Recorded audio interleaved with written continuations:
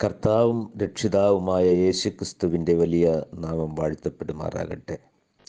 JCNDSD അഥവാ യേശുക്രിസ്തുവിൻ്റെ പുതിയ നിയമരക്ഷയുടെ ഉപദേശം എന്ന വാട്സാപ്പിലും യൂട്യൂബിലും ഫേസ്ബുക്കിലുമായി നിത്യജീവ മൊഴികൾ എന്ന പ്രസംഗ പരമ്പരയിൽ ഒരു പ്രാവശ്യവും കൂടി കടന്നു വരുവാൻ ഇടയാക്കിയ വലിയവനായ ദൈവത്തിന് ആദ്യമായി മഹത്വം കരയേറ്റുന്നു.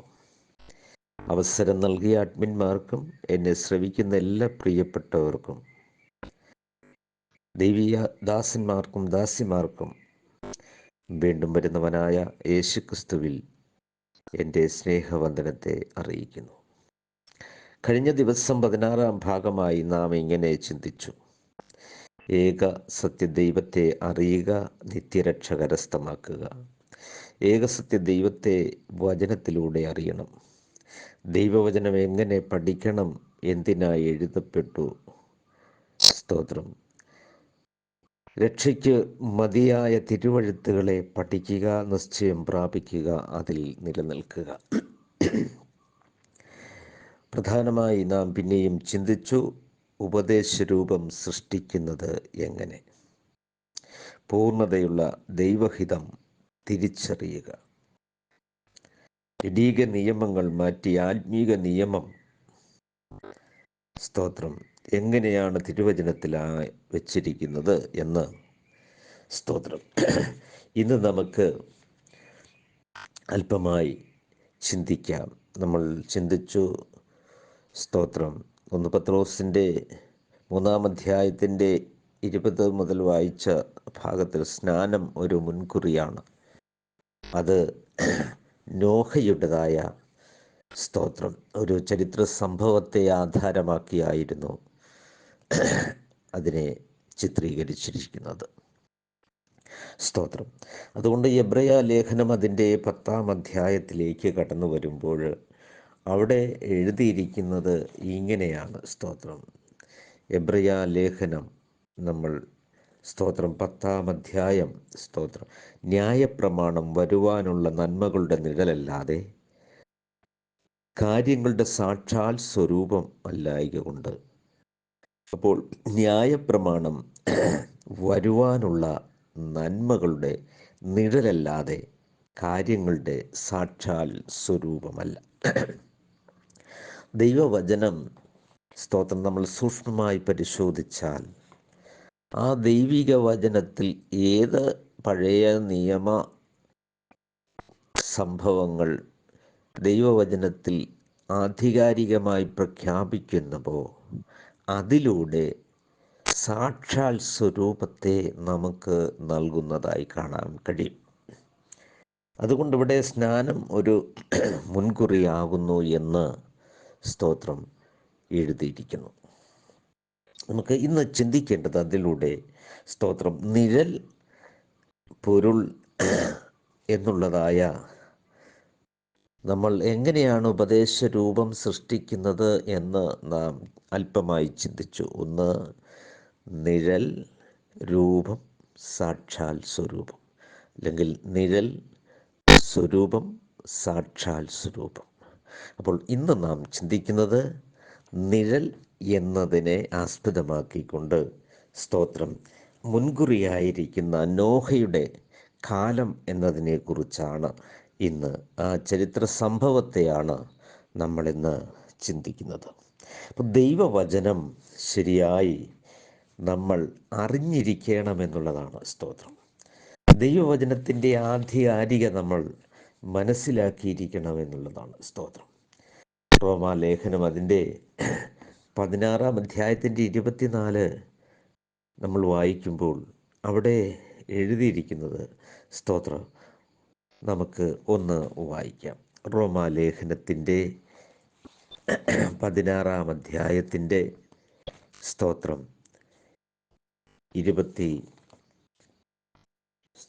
24 മുതലുള്ള വാക്യങ്ങൾ. അപ്പോൾ റോമാലേഖനത്തിൽ, സ്തോത്രം, എഴുതിയിരിക്കുന്ന കാര്യം നമുക്ക് ഒന്ന് ചിന്തിക്കാം. എന്താണ് അവിടെ എഴുതിയിരിക്കുന്നത്? സ്തോത്രം.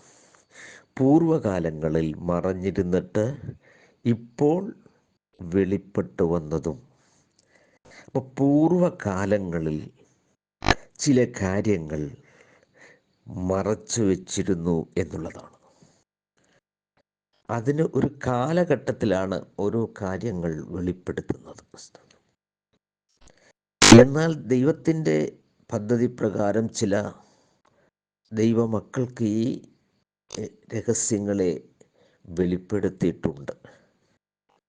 സ്തോത്രം. അതുകൊണ്ട് പൂർവകാലങ്ങളിൽ മറഞ്ഞിരുന്നതും ഇപ്പോൾ വെളിപ്പെട്ടു വന്നതും. സ്തോത്രം. അപ്പോൾ നമുക്ക് ദൈവം മറച്ചു വച്ചിരിക്കുന്നത് എന്താണ് എന്ന് ലൂക്കോസ് സുവിശേഷം അതിൻ്റെ 24 പറയുന്നു. പ്രവാചക പുസ്തകങ്ങളിലും സങ്കീർത്തനങ്ങളിലും ഓശയ പുസ്തകങ്ങളിലും എന്നെക്കുറിച്ച് എഴുതിയിരിക്കുന്നു. അപ്പോൾ ഏത് സംഭവ വികാസങ്ങളുടെ പിന്നിലും ക്രിസ്തുവിനെ മറച്ചു വച്ചിരിക്കുന്നു. ക്രിസ്തുവുമായി ബന്ധപ്പെട്ടുള്ള വിശ്വാസം എന്നുള്ളതായിരിക്കുന്ന ആ നിയമം അതിൽ അടക്കം ചെയ്തിരിക്കുന്നു എന്നുള്ളതാണ്. ഇപ്പം നോഗയിക സംഭവം, നോഗയുടെ കാലത്തെ സംഭവം, പെട്ടകത്തിൽ കൂടി അല്പജനം എന്ന് പറഞ്ഞാൽ 8 പേർ രക്ഷപ്പെട്ടിരിക്കുന്നത് ക്രിസ്തുവിനെ കുറിച്ച് അതിൽ അടക്കം ചെയ്തിരിക്കുന്നു എന്നുള്ളതാണ്. ഇത് മറച്ചു വച്ചിരിക്കുന്ന ഒരു മർമ്മമായിരുന്നു എന്ന് നമുക്ക് കാണുവാൻ കഴിയും. സ്തോത്രം. അതുകൊണ്ട് ഇതിൽ ലോക സൃഷ്ടിക്ക് മുൻപേ എന്നാണ്. കൊരിന്ത്യ ലേഖനം 2-ാം അധ്യായത്തിൻ്റെ 1 കൊരിന്ത്യർ 2-ാം അധ്യായത്തിൻ്റെ 7-ാം വാക്യം വായിക്കുമ്പോൾ ലോക സൃഷ്ടിക്ക് മുൻപേ നമ്മുടെ തേജസ്സിനായി മുന്നറിയിച്ചതും മറഞ്ഞിരുന്നതുമായ ദൈവത്തിൻ്റെ ജ്ഞാനമത്രേ മർമ്മമായി ഇപ്പോൾ ഞങ്ങൾ പ്രസ്താവിക്കുന്നത്. അപ്പോൾ ലോക സൃഷ്ടിക്ക് മുൻപേ തന്നെ നമ്മുടെ തേജസ്സിനായിട്ട് മുൻ നിയമിച്ചതും സ്തോത്രം മറഞ്ഞിരുന്നതുമായ ദൈവത്തിൻ്റെ ജ്ഞാനമത്രേ മർമ്മമായി പ്രസ്താവിച്ചത്. കൊലോസ്യ ലേഖനം 1-ാം അധ്യായത്തിൻ്റെ 26 വായിക്കുമ്പോൾ പൂർവകാലങ്ങൾക്കും തലമുറകൾക്കും മറഞ്ഞു കിടന്ന മർമ്മമെങ്കിലും ഇപ്പോൾ അവൻ്റെ വിശുദ്ധന്മാർക്ക് വെളിപ്പെട്ടിരിക്കുന്നു. സ്തോത്രം. അവരോട് ജാതികളുടെ ഇടയിൽ ഈ മർമ്മത്തിൻ്റെ മഹിമാധനം എന്തെന്ന് അറിയിപ്പാൻ ദൈവത്തിന് ഇഷ്ടമായി. ആ മർമ്മം മഹത്വത്തിൻ്റെ പ്രത്യാശയായ ക്രിസ്തു നിങ്ങളിൽ ഇരിക്കുന്നു എന്നുള്ളത് തന്നെ. സ്തോത്രം. അതിൻ്റെ 2-ാം അധ്യായം 2-ാം വാക്യം വായിക്കുമ്പോൾ ക്രിസ്തുവേശു എന്ന ദൈവമർമ്മം. സ്തോത്രം. അപ്പോൾ ഓരോ സംഭവങ്ങളും ചരിത്രപരമായും സ്തോത്രം ദൈവം ഓരോ സംഭവങ്ങളിൽ സ്തോത്രം ക്രിസ്തുവിനെയാണ് അതിൽ സ്തോത്രം വരച്ച് കാട്ടിയിരിക്കുന്നത്. അപ്പോൾ പുതിയ നിയമത്തിൻ്റെ എല്ലാ കാര്യങ്ങളും പുതിയ നിയമത്തിൽ ഉൾപ്പെടുത്തേണ്ടതായ എല്ലാ കാര്യങ്ങളും ആ ചരിത്ര സംഭവത്തിൽ ഉൾപ്പെടുത്തിക്കൊണ്ടാണ് ദൈവം സംസാരിക്കുന്നത്. ഈ മർമ്മമാണ് നമുക്ക് വെളിപ്പെടേണ്ടത്. സ്തോത്രം. ഇത് പലപ്പോഴും എല്ലാവർക്കും മറഞ്ഞിരിക്കുന്നു എന്നുള്ളതാണ്. സ്തോത്രം. ആ മറഞ്ഞിരിക്കുന്നതായ സ്തോത്രം ആ കാര്യം ഒരു നിഴലാണ്. സ്തോത്രം. ആ നിഴലിൽ എന്തുണ്ട്? ദൈവം ഉദ്ദേശിച്ചിരിക്കുന്ന പദ്ധതി അല്ലെങ്കിൽ പ്ലാൻ നിർണയിക്കപ്പെട്ട സ്തോത്രം മുൻ തേജസ്സിനായി ഒരുക്കിയിട്ടിരിക്കുന്ന ആ മർമ്മങ്ങൾ അതിനകത്ത് അടക്കം ചെയ്തിരിക്കുന്നു എന്നതാണ്. അത് നമ്മൾ ദൈവിക വചനത്തെ ശരിയായി പരിശോധിച്ച് നോക്കുമ്പോൾ മാത്രമാണ് അതിൽ ഒളിഞ്ഞു കിടക്കുന്നതായ ആ മർമ്മത്തിൻ്റെ മഹിമാധനം ഇന്നതെന്ന് നമുക്ക് വെളിപ്പെടുകയുള്ളൂ. അതുകൊണ്ട് ലൂക്കോസ് സുവിശേഷം അതിൻ്റെ 17-ാം അധ്യായത്തിൻ്റെ നമ്മൾ ഈ 26 വായിക്കുമ്പോൾ നോഹയുടെ കാലത്ത് സംഭവിച്ചതുപോലെ മനുഷ്യപുത്രൻ്റെ നാളിലും ഉണ്ടാകും. സ്തോത്രം. നോഹ പെട്ടകത്തിൽ കടന്ന നാൾ വരെ അവർ തിന്നും കുടിച്ചും വിവാഹം കഴിച്ചും വിവാഹത്തിന് കൊടുത്തും പോന്നു.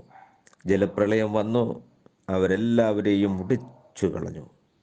ലോത്തിൻ്റെ കാലത്ത് സംഭവിച്ചതുപോലെ തന്നെ സ്തോത്രം, അവർ തിന്നും കുടിച്ചും വാങ്ങിയും വിറ്റും നട്ടും പണതും പോന്നു. എന്നാൽ ലോത്ത് സോദോം വിട്ട നാളിൽ ആകാശത്ത് നിന്ന് തീയും ഗന്ധകവും പെയ്തു എല്ലാവരെയും മുടിച്ചു കളഞ്ഞു.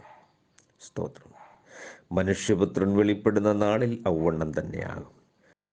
അന്ന് വീട്ടിലിരിക്കുന്നവർ അപ്പോൾ മനുഷ്യപുത്രൻ്റെ വെളിപ്പാടിൻ്റെ നാളിനെ കുറിച്ച് ഈ നോഹയുടെ കാലം എന്നുള്ള വിഷയം സ്തോത്രം ദൈവം ഒളിച്ചു വെച്ചിരിക്കുന്ന ഒരു മർമ്മമാണ്.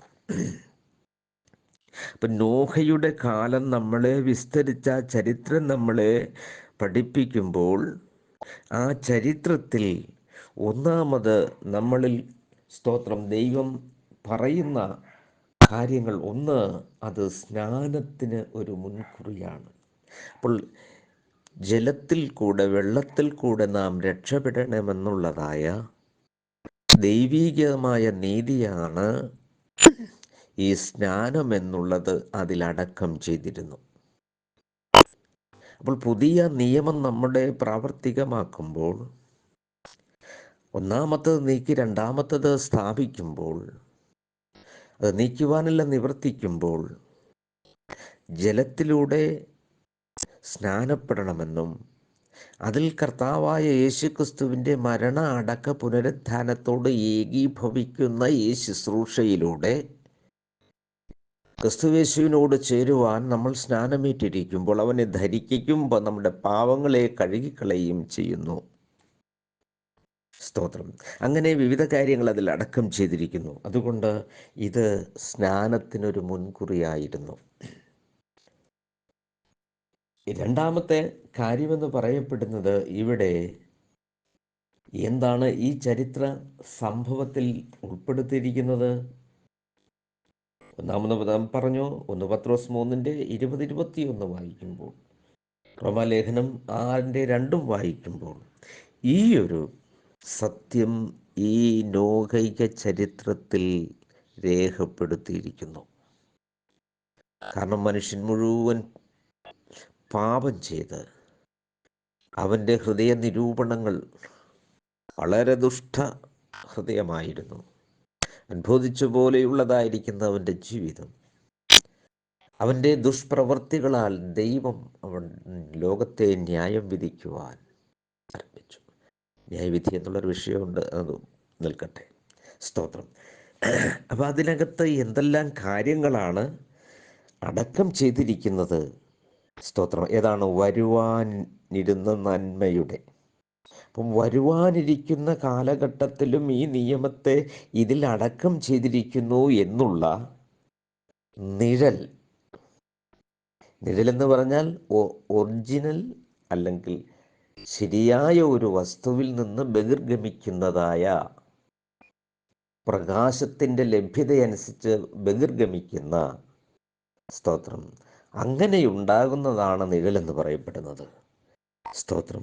അപ്പം അതിൽ നിഴലായി നിന്നിരുന്ന, പഴയ നിയമം നിഴലാണ്, നിഴലിൽ എന്തുണ്ടായിരുന്നു? ഈ ചരിത്ര സംഭവത്തിൽ ഇതെല്ലാം ദൈവം ഇതിൽ അടക്കം ചെയ്തിരുന്നു എന്നുള്ളതാണ്. സ്തോത്രം. അതുകൊണ്ട് രണ്ടാമത്, അല്പജനമെന്ന് മനുഷ്യപുത്രൻ്റെ നാളിൽ വിശ്വാസം കണ്ടെത്തുമോ എന്ന് സംശയം. എന്ന് പറഞ്ഞാൽ 8 പേര് എന്നുള്ളതല്ല. സ്തോത്രം. അല്പജനം. ലോകത്ത് കർത്താവായ യേശുക്രിസ്തുവിൻ്റെ വരവെങ്കിൽ അല്പജനം നിത്യതയിലേക്ക് സ്തോത്രം അനേകരുണ്ടാകുന്നില്ല. അത് അല്പജനമാണ് എന്നുള്ളതാണ്. അവനെ കൈക്കൊണ്ട് അവൻ്റെ നാമത്തിൽ വിശ്വസിക്കുന്ന ഏവർക്കും ദൈവമക്കളാകുവാൻ അവൻ അധികാരം കൊടുത്തു. എന്നാൽ അതിൽ വിശ്വസിക്കുന്നവർ, ദൈവത്തിന് വേണ്ടി നിൽക്കുന്നവർ വളരെ കുറവായിരിക്കുമെന്ന് ഓർമ്മപ്പെടുത്തുകയാണ്. അപ്പോൾ നമുക്ക് ശരിയായ ഒരു പഠനം നമുക്ക് ആവശ്യമാണ്. സ്തോത്രം. അപ്പോൾ ഇതെല്ലാം വരുവാനിരിക്കുന്നതിനെ പ്രതിനിധീകരിച്ചുകൊണ്ടാണ് ഈ നോഹയിക കാല സംഭവങ്ങളെ നമുക്ക് വിവരിച്ച് നൽകിയിരിക്കുന്നത്. സ്തോത്രം. അപ്പോൾ മത്തായിയുടെ സുവിശേഷത്തിലും 24:38 ഇത് പറയുകയാണ്. ഇത് ഈ ചരിത്ര സംഭവം പറയുകയാണ്. എന്താണ്? നോഹയുടെ കാലത്തും സംഭവിച്ചതുപോലെ. അപ്പം നോഹയുടെ കാലത്ത് സംഭവിച്ചതുപോലെ മനുഷ്യപുത്രൻ്റെ നാളിലും. അപ്പം നോഹയുടെ കാലത്ത് സംഭവിച്ചതായ ഒരു ചരിത്ര സംഭവങ്ങളിൽ ഈ കർത്താവായ യേശുക്രിസ്തുവിൻ്റെ കാലഘട്ടത്തിലും ഈ കാലങ്ങളിലും അത് സംഭവിക്കും എന്നാണ്, ഒരു അടയാളമായി വച്ചിരിക്കുന്നു എന്നാണ്. അപ്പോൾ കർത്താവായ യേശുക്രിസ്തുവിൻ്റെ കാലം, ആ കാലത്തിൽ നോഹയുടെ കാലത്ത് സംഭവിച്ചതായ സംഭവ വികാസങ്ങളെ താരതമ്യപ്പെടുത്തിക്കൊണ്ട് ഇവിടെ സംസാരിക്കുകയാണ്. സ്തോത്രം. നോഹയുടെ കാലം പോലെ തന്നെ മനുഷ്യപുത്രൻ്റെ വരവും ആകും. അതുകൊണ്ട് കർത്താവായ യേശുക്രിസ്തുവിനെ സംബന്ധിച്ച് ആ കാലഘട്ടത്തെ ഉദ്ധരിച്ചുകൊണ്ട് കർത്താവായ യേശുക്രിസ്തുവിൻ്റെ വരവ് ഉണ്ടാകും. സ്തോത്രം. അതുകൊണ്ട് നിങ്ങൾ എന്ത് ചെയ്യണം? ഈ കാലം എങ്ങനെയായിരുന്നു, ആ കാലം പോലെ ഈ കാലം കാണുമ്പോൾ യേശുക്രിസ്തുവിൻ്റെ വരവ് ഏറ്റവും ആസന്നമായിരിക്കുന്നു എന്ന് സ്തോത്രം നാം മനസ്സിലാക്കുക. ഇത് ഇതിനകത്ത് ഉൾപ്പെടുത്തിയിരിക്കുന്നു നിഴലായി. അപ്പോൾ അവിടെ തിന്നും കുടിച്ചും വിവാഹത്തിന് കൊടുത്തും സ്തോത്രം വിവാഹം കഴിച്ചും, എന്നാൽ ജലപ്രളയം വന്നു, എല്ലാവരും തീർത്തു കളഞ്ഞു. അതുകൊണ്ട് വളരെ ശ്രദ്ധിക്കണം. തനിക്കായി കാത്തു നിൽക്കുന്നവരുടെ രക്ഷയ്ക്കായി അവൻ വീണ്ടും പ്രത്യക്ഷനാകും. അതുകൊണ്ട് എന്താണ്? നനയ്ക്കാത്ത നാഴികയിൽ മനുഷ്യപുത്രൻ വരുന്നത് കൊണ്ട് നിങ്ങളും എന്ത് ചെയ്യണം? ഒരുങ്ങിയിരിക്കണം. എബ്രായ ലേഖനം അതിൻ്റെ 11-ാം അധ്യായം 7-ാം വാക്യം സ്തോത്രം അവിടെ പറഞ്ഞിരിക്കുന്നു. സ്തോത്രം. എന്താണ്? രക്ഷയ്ക്ക് വേണ്ടി, കുടുംബത്തിൻ്റെ രക്ഷയ്ക്ക് വേണ്ടി ഒരു പെട്ടകം തീർത്തു നോഹ. സ്തോത്രം. അതുകൊണ്ട് വിശ്വാസത്താൽ രക്ഷയ്ക്ക് വേണ്ടി പെട്ടകം തീർത്തു. ദൈവത്തിൻ്റെ ആഗോളപരമായ രക്ഷാ സന്ദേശം ഈ ലോകത്തെ അറിയിക്കുന്നതായി ഈ നോഹയുടെ കാലത്തെ സ്തോത്രം നമുക്ക് താരതമ്യപ്പെടുത്തി വച്ചിരിക്കുന്നു, അല്ലെങ്കിൽ അതിൽ നിഴലായി നിൽക്കുന്നു. എന്താണ്? നോഹ അവരുടേതായിരിക്കുന്ന ദൈവം കൊടുത്തിരിക്കുന്ന ആ കൽപ്പനയുടെ അനുസരണപ്രകാരം പെട്ടകം തീർക്കുകയും ലോകത്തോട് വിളിച്ചറിയിച്ചു, ലോകം ജലത്താൽ നശിപ്പിക്കുവാൻ പോകുന്നു എന്ന്. സ്തോത്രം. ഇതുപോലെ സ്തോത്രം ഈ നാളുകളിലും ചൂള പോലൊരു കത്തുന്ന ഒരു ദിവസം വരും. സകല അഹങ്കാരികളും താളടിയാകും. അതുകൊണ്ട് ആകാശത്തിൻ്റെ ശക്തികൾ ഇളകുന്നതിനാൽ ഭൂലോകത്തിന് എന്ത് സംഭവിക്കാൻ പോകുന്നു എന്ന് നോക്കി പാർത്തുകൊണ്ട് അനേകർ നിർജീവരാകുന്നൊരു കാലഘട്ടത്തിലേക്ക് വരും. അതുകൊണ്ട് വലിയൊരു ന്യായവിധി ഉണ്ടാകും. സ്തോത്രം. അതുകൊണ്ട് രക്ഷപ്പെടണം എന്ന് ലോകത്തോട് വിളിച്ചറിയിക്കുകയാണ് ഇന്നും. ഹല്ലേലൂയ. സ്തോത്രം. അത് ഹല്ലേലൂയ. കർത്താവായ യേശു ക്രിസ്തുവിൽ വിശ്വസിച്ച് നിത്യജീവൻ പ്രാപിച്ച് ഈ നിത്യമായിരിക്കുന്ന ശിക്ഷയിൽ നിന്ന് വിടുതൽ പ്രാപിച്ച് നിത്യരക്ഷയിലേക്ക് കടക്കണം. വലിയൊരു ന്യായവിധി ലോകത്തിനുണ്ട് എന്ന് നോഹയ്യ കാലത്ത് നിഴലായി വെച്ചിരിക്കുന്ന സംഭവം തന്നെ പുതിയ നിയമക്രിസ്തുവിൻ്റെ കാലത്തും ഉണ്ടാകുമെന്നുള്ള ആ ഒരു വലിയ മർമ്മം ചരിത്ര സംഭവത്തിലൂടെ അറിയിക്കുകയാണ്. സ്തോത്രം. അതുകൊണ്ട് ഹല്ലേലൂയ. സ്തോത്രം. രണ്ടാമത് ഹല്ലേലൂയ പറയുന്ന ലോത്തിൻ്റെ കാലം. തിന്നും കുടിച്ചും വാങ്ങിയും വിറ്റും നട്ടും ഒക്കെ പോന്നു. എന്നാൽ ലോത്ത് സോതോം വിട്ട നാളിൽ, അപ്പം സോതോം വിട്ട നാളിൽ അപ്പോൾ രണ്ട് സംഭവങ്ങൾ നമ്മളെ സ്തോത്രം എല്ലാം നമുക്ക് വിസ്തരിക്കുവാൻ അത് ആ ചരിത്ര സംഭവങ്ങൾ വിശകലനമായി നമുക്ക് താരതമ്യം ചെയ്ത് പിന്നീടായി നമുക്ക് പഠിക്കാം. ഇപ്പോൾ നാം ചിന്തിക്കുന്നത് അല്പമായി എന്താണ് നിങ്ങളുടെ ഒരു രൂപരേഖ എങ്ങനെ പഠിക്കണം. അതിൽ നമ്മൾ പറഞ്ഞു വരുവാനുള്ളവയുടെ നിഴലല്ലാതെ നന്മകളുടെ. അപ്പോൾ ആ നിഴൽ ഓരോ പഴയ നിയമ ചരിത്ര സംഭവത്തിലും അല്ലെങ്കിൽ അവിടെ എഴുതിയിരിക്കുന്ന തിരുവചനത്തിൽ ഒളിച്ചു വെച്ചിരിക്കുന്നു. അത് നാം ശരിയായി കാണണം. അപ്പോൾ പൊരുളിലൂടെ നിഴൽ കാണുകയും അല്ലേ നിഴലിലൂടെ പൊരുൾ കാണുകയും നാം ചെയ്യണം. എങ്കിലാണ് സാക്ഷാൽ സ്വരൂപമെന്തെന്ന് നമുക്ക് മനസ്സിലാകുകയുള്ളൂ.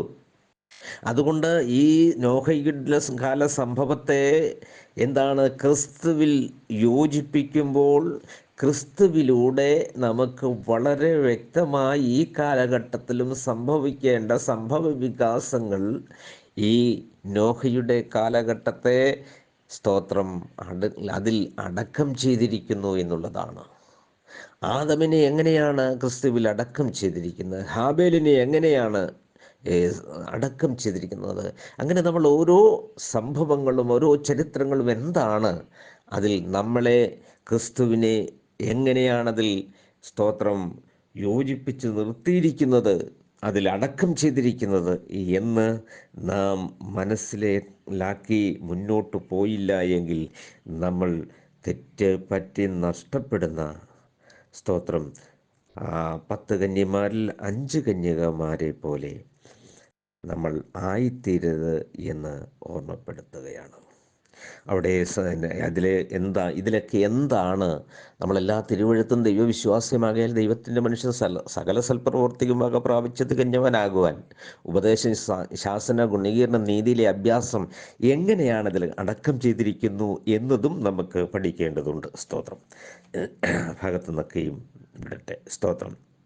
അതുകൊണ്ട് ഉൽപ്പത്തി 6-ാം അധ്യായം 7-ാം അധ്യായക്കും ഭൂമിയിൽ മനുഷ്യർ പെരുകി തുടങ്ങിയെന്നു, വഷളത്വം പെരുകിയെന്നും അതിക്രമം കൊണ്ട് നിറഞ്ഞുവെന്നും അവരുടെ ദുഷ്ടത വലിയതെന്നും ഹൃദയവിചാരങ്ങൾ എപ്പോഴും ദോഷമുള്ളതുമാകയാൽ ഭൂമിയെ വെള്ളത്താൽ നശിപ്പിക്കുകയാണ്. സ്തോത്രം. എപ്പോഴാണ് സത്യം പറഞ്ഞാൽ സ്നാനം വരുന്നത്? എങ്ങനെയാണ്? സ്തോത്രം. പാപപങ്കിലമായി തീരുന്നതായ അവസ്ഥ. ഞാനതിൻ്റെ ആദ്യം സ്നാനം ആരാണ് ചെയ്തത് സ്തോത്രം എന്ന് നമുക്ക് ഒന്ന് ചിന്തിക്കേണ്ടതുണ്ട്. അത് ഒരു മിസ്റ്ററി ആയിരിക്കുന്നത് കൊണ്ട് അതവിടെ നിൽക്കട്ടെ.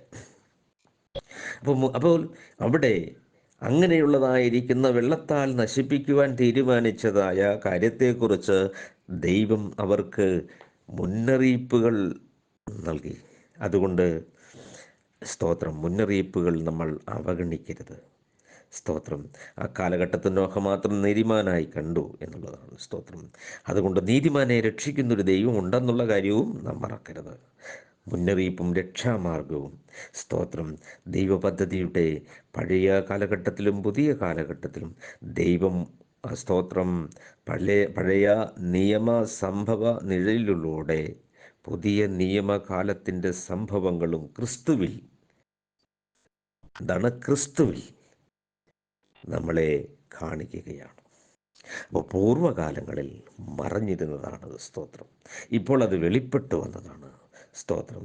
അതുകൊണ്ട് 1-ാം പ്രാവശ്യം ദൂതന്മാരാൽ, 2-ാം പ്രാവശ്യം മനുഷ്യരാൽ ഭൂമി സ്തോത്രം അശുദ്ധമായി.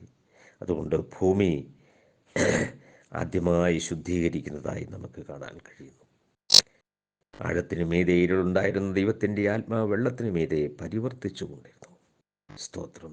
അപ്പം അശുദ്ധി നിറഞ്ഞ ഭൂമി എപ്പോഴും ശുദ്ധമാക്കുന്നതായ സ്തോത്ര പദ്ധതി നമുക്ക് കാണുവാൻ കഴിയും. അപ്പോൾ ശുദ്ധീകരണ നിയമങ്ങൾ നമുക്കറിയണം. വെള്ളത്താൽ മാത്രമല്ല ശുദ്ധീകരണം നടത്തുന്നത്. സ്തോത്രം. തീയാലുള്ള ശുദ്ധീകരണം, അത് ഞാൻ ആ വിഷയം നമുക്ക് പിന്നീടായി നമുക്ക് ചിന്തിക്കാം.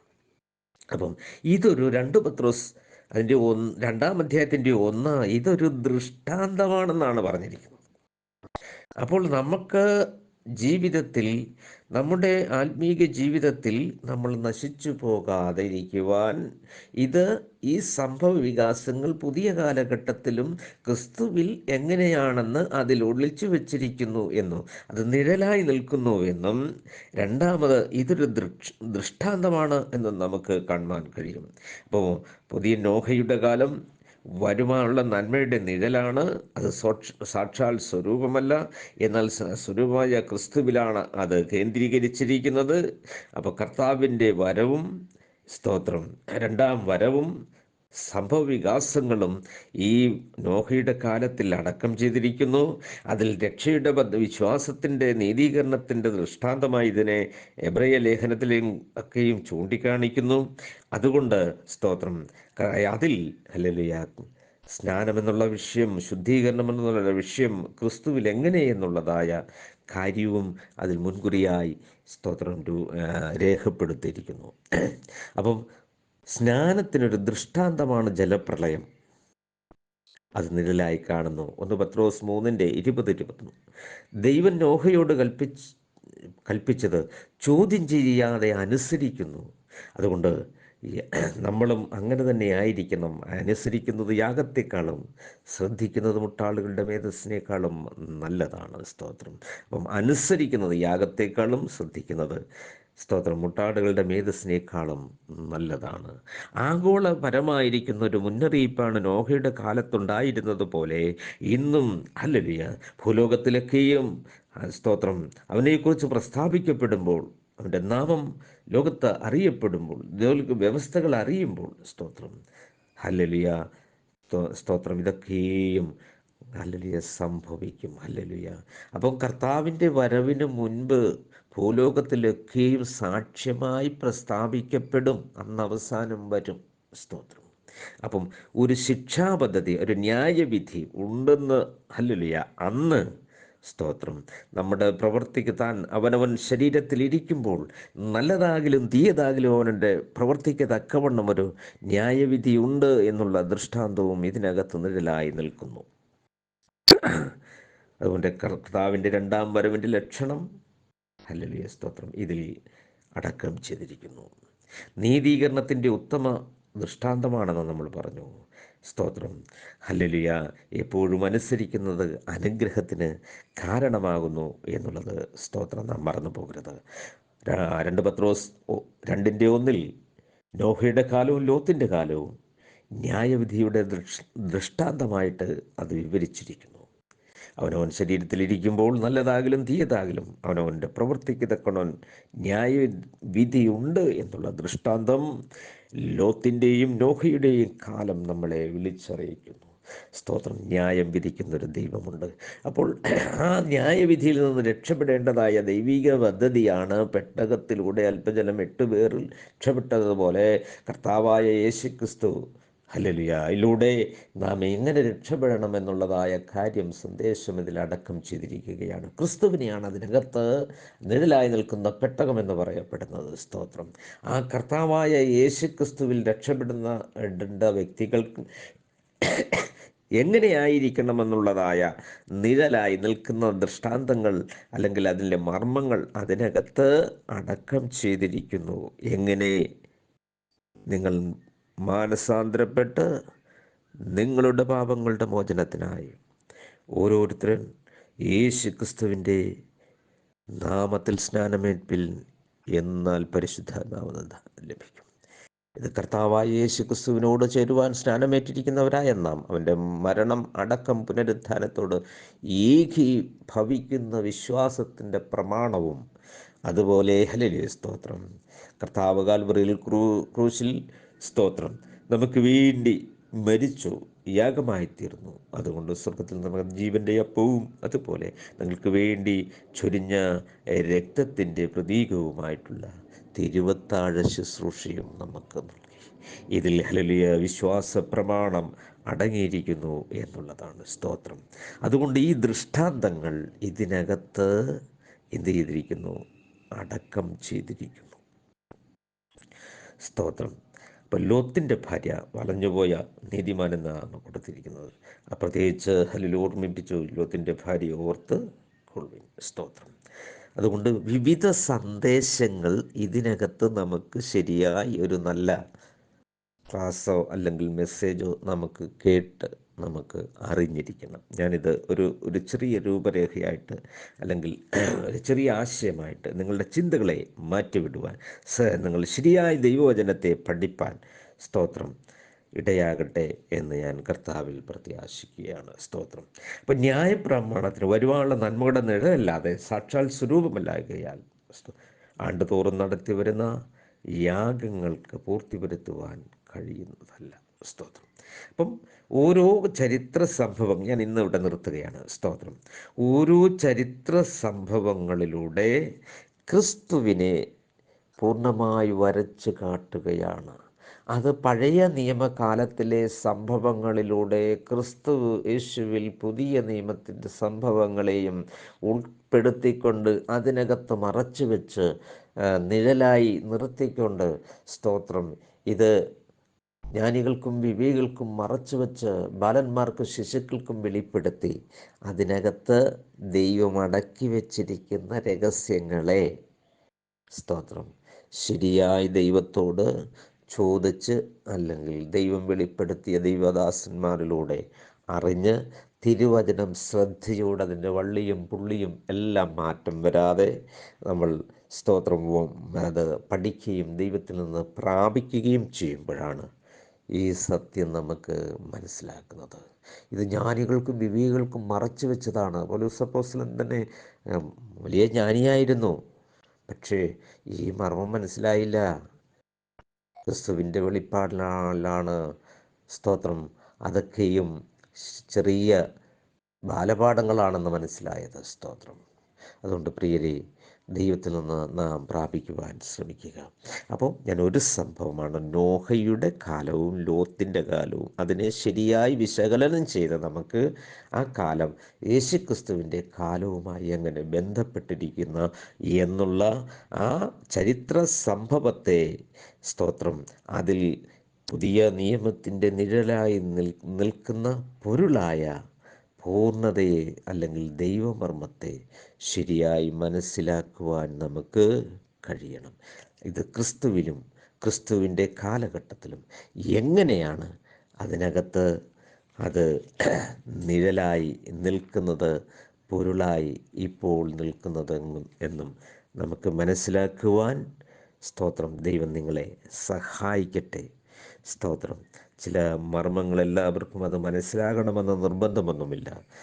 നിർബന്ധം അത് ദൈവത്തിൽ നിന്ന് പ്രാപിക്കുക. ഇത് പൂർവ്വകാലങ്ങളിൽ മറഞ്ഞിരുന്നതാണ്. ലോക സൃഷ്ടിക്ക് മുൻപേ സ്തോത്രം നമ്മുടെ തേജസ്സിനായി നിയമിച്ചതാണ്. സ്തോത്രം. ഹല്ലേലൂയ. പൂർവ്വകാലങ്ങൾക്കും തലമുറകൾക്കും മറഞ്ഞു കിടന്ന മർമ്മമെങ്കിലും ഇപ്പോൾ തൻ്റെ വിശുദ്ധന്മാർക്ക് വെളിപ്പെട്ടിരിക്കുന്നു. സ്തോത്രം. അവരോട് ജാതികളുടെ ഇടയിൽ ഈ മർമ്മത്തിൻ്റെ മഹിമാധനം എന്തെന്നറിയിപ്പാൻ ദൈവത്തിന് ഇഷ്ടമായി. ആ മർമ്മം മഹത്വത്തിൻ്റെ പ്രത്യാശയായ ക്രിസ്തു നിങ്ങളിൽ ഇരിക്കുന്നു എന്നുള്ളത് തന്നെ.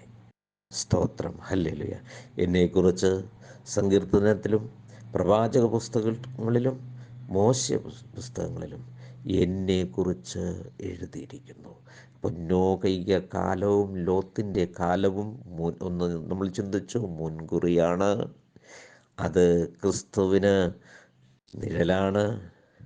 അതിലൊത്തിരി രക്ഷാമാർഗം, ഓരോ കാലഘട്ടത്തിലെ സംഭവ വികാസങ്ങൾ, ന്യായവിധി, ഇങ്ങനെ തുടങ്ങി എല്ലാ വിഷയങ്ങളും ഇതിൽ സ്തോത്രം ക്രിസ്തുവിൽ മറച്ചു വെച്ചിട്ടാണ് ആ സംഭവം എഴുതിയിരിക്കുന്നത്. അതിൽ പ്രധാനപ്പെട്ട കാര്യങ്ങളാണിതെല്ലാം. അത് സ്നാനത്തിന് ഒരു മുൻകുറിയാണ്. സ്നാനപ്പെടണം. അത് കർത്താവായ യേശു ക്രിസ്തുവിൻ്റെ നാമത്തിൽ തന്നെ ആയിരിക്കണമെന്ന് ദൈവത്തിൻ്റെ സ്വർഗത്തിൽ നിന്ന് അയച്ച ദൈവത്തിൻ്റെ പരിശുദ്ധാത്മാവിൽ അപ്പോസ്തലന്മാർ നമ്മളോട് അറിയിച്ചു. അതിന് വിപരീതമായി ആരും പോകരുത് എന്ന് ഓർമ്മപ്പെടുത്തുകയാണ്. അപ്പം ഒരു സംഭവത്തിൻ്റെ ചെറിയ ഒരു പൊരുൾ നിങ്ങളെ സ്തോത്രം ഓർമ്മിപ്പിച്ചുകൊണ്ട് ഞാൻ എൻ്റെ വാക്കുകൾക്ക് വിരാമം കുറിക്കുന്നു. ദൈവം നമ്മെ എല്ലാവരെയും സമർത്ഥമായി അനുഗ്രഹിക്കുമാറാകട്ടെ. സ്തോത്രം. ദൈവമേ, നന്ദി പറയുന്നു. കർത്താവ് അടിയനെ ബലപ്പെടുത്തിയതോർത്ത് നന്ദി പറയുന്നു. അത് കേൾവിക്കാർക്ക് അനുഗ്രഹമായിരിക്കണം. സത്യത്തിൻ്റെ പരിജ്ഞാനത്തിലേക്ക് നയിക്കുവാൻ അവരെ കർത്താവെ കൂടുതൽ കൂടുതൽ അവരോട് സംസാരിച്ച് അതിൻ്റെ രഹസ്യങ്ങളെ ദൈവം വെളിപ്പെടുത്തണം. ക്രിസ്തുയേശുവിൻ്റെ ധന്യമുള്ള നാമത്തിൽ തന്നെ ആമീൻ. God bless you. യേശുവെ നന്ദി നന്ദി നന്ദി നന്ദി. ആമീൻ. എല്ലാവർക്കും ക്രിസ്തീയ വന്ദനം. സ്തോത്രം.